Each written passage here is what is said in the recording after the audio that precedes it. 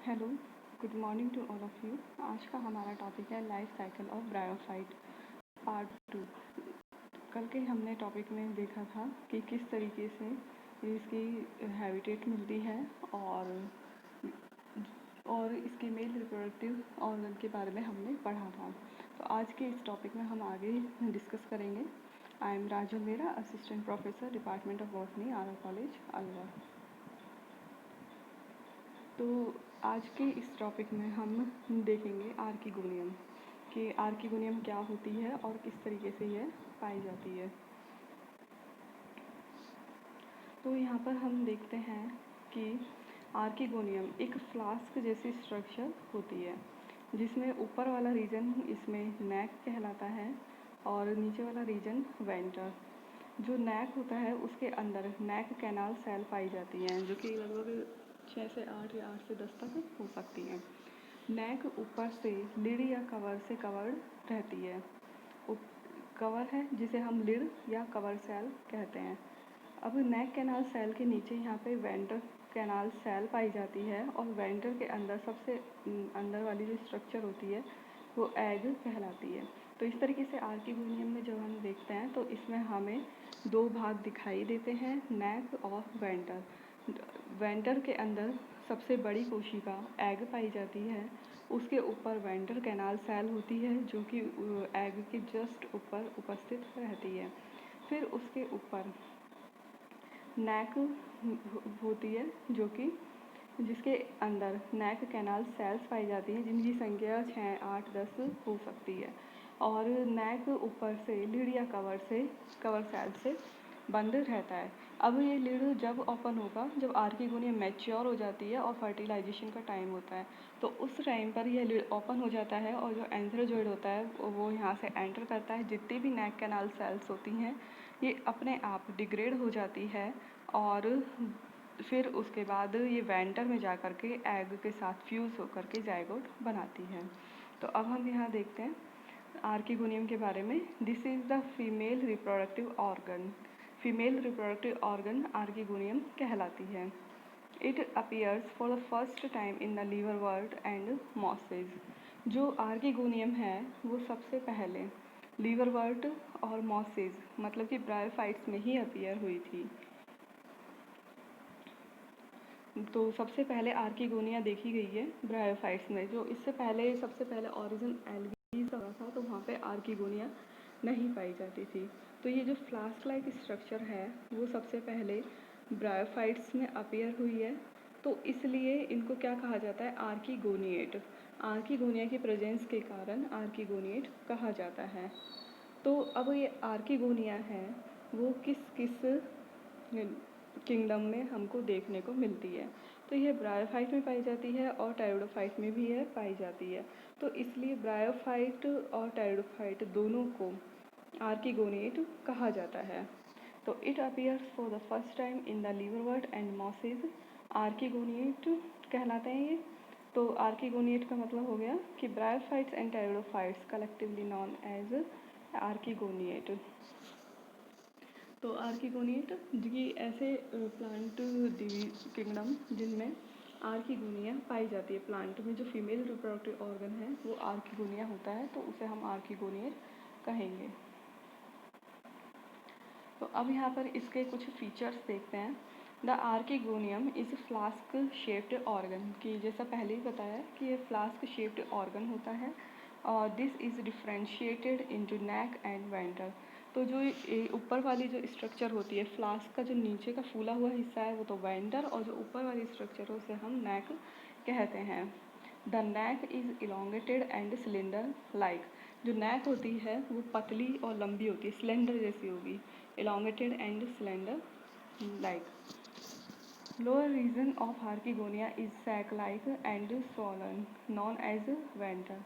और जो आर्किगोनिया का लोअर रीजन होता है वो फूला हुआ रहता है, सैक लाइक फूला हुआ होगा जिसको हम वेंटर कहते हैं। The venter is attached to the gametophytic thallus.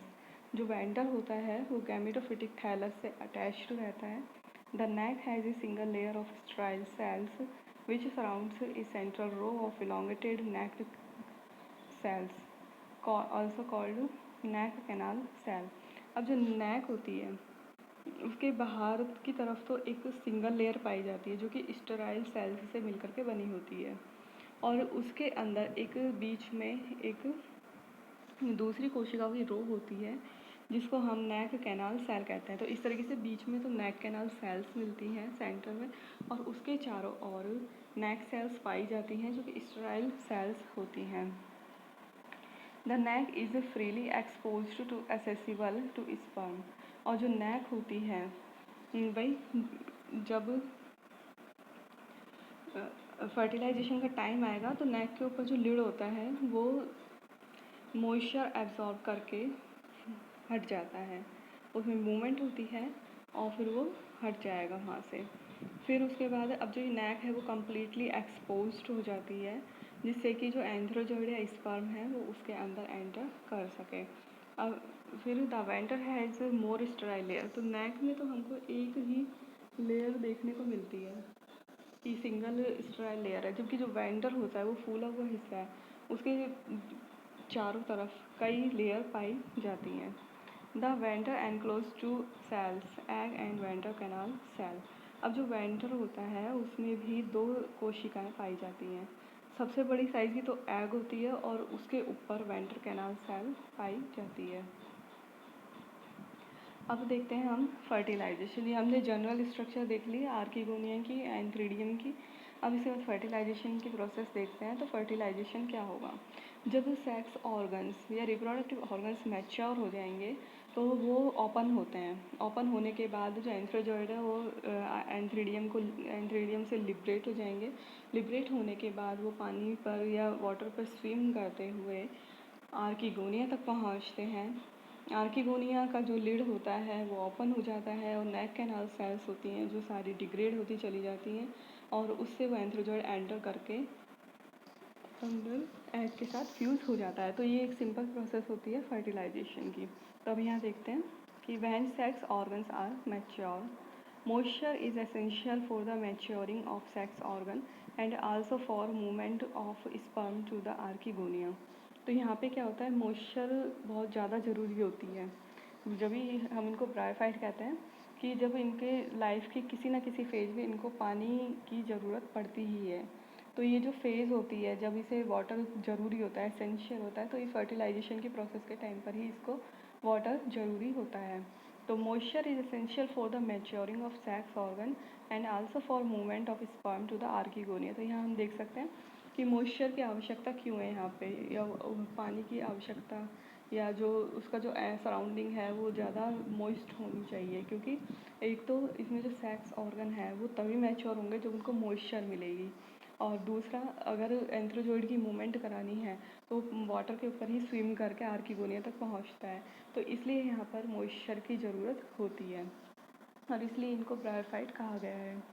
The mature antheridium ruptures and sperms are release. अब जो मैच्योर एंथ्रीडियम होते हैं जैसे ही मॉइस्चर एब्जॉर्ब करेंगे तो उसकी वॉल रप्चर हो जाएगी और जो स्पर्म्स थे वो वहाँ से लिबरेट हो जाएंगे या वहाँ से रिलीज़ हो जाते हैं। At the same time the neck canal cell of archegonia are disorganise. तो एक तरफ तो जहाँ एंथ्रीडियम से स्पर्म रिलीज़ हो रहे हैं तो उसी सेम टाइम पे वहाँ पे जो पास दूसरा सेम प्लांट होगा उस पर एंथ्रीडिया प्रेजेंट है, तो वहाँ पे भी मॉइस्चर सेम मिल रही है उसे। तो जो नेक कैनाल सेल्स होती है आर्किगोनिया की वो धीरे धीरे डिसऑर्गेनाइज होना स्टार्ट हो जाती है। The tip of archegonia open. अब जो आर्किगोनिया के ऊपर जो लिड या कवर सेल थी वो वहाँ से मॉइस्चर एब्जॉर्ब करके हट जाती है। A narrow canal is formed in archegonia as passage to the sperm. तो इस तरीके से लिड ओपन हो चुका है और जो नेक कैनाल सेल हैं वो डिसऑर्गेनाइज हो चुकी हैं।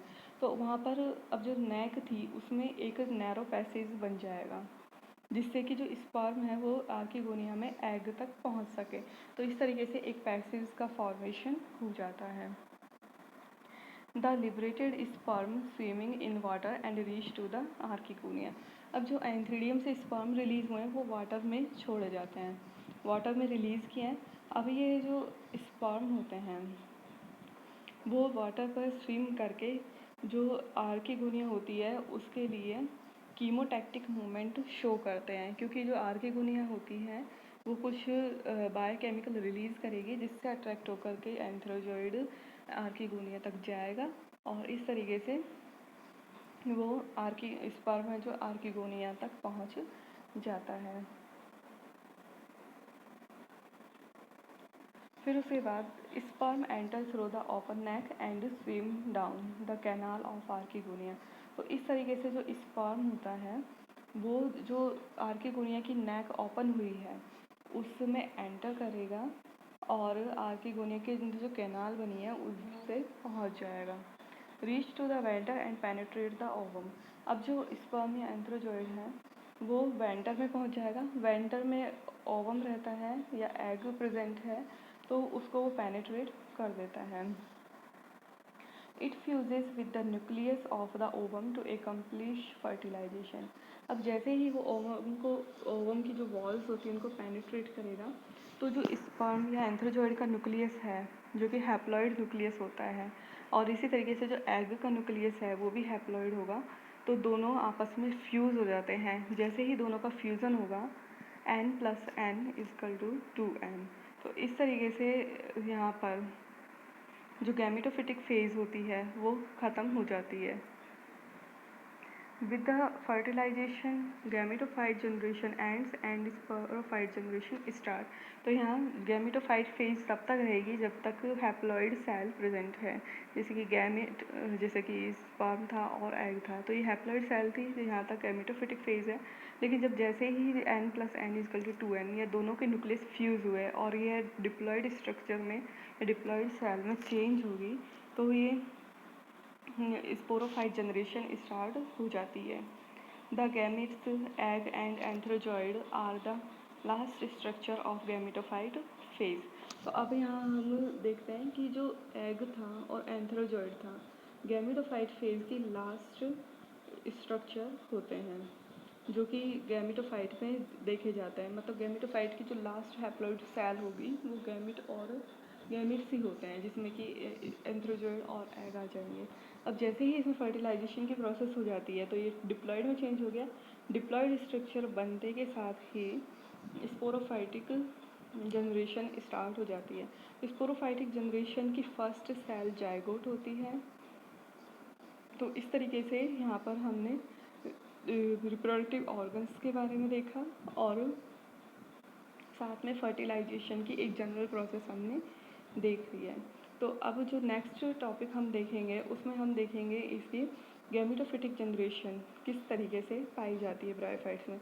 तो ये यहाँ तक तो हमारी गैमेटोफाइटिक जनरेशन हो चुकी है। अगले हम स्पोरोफाइटिक जनरेशन के बारे में डिस्कस करेंगे।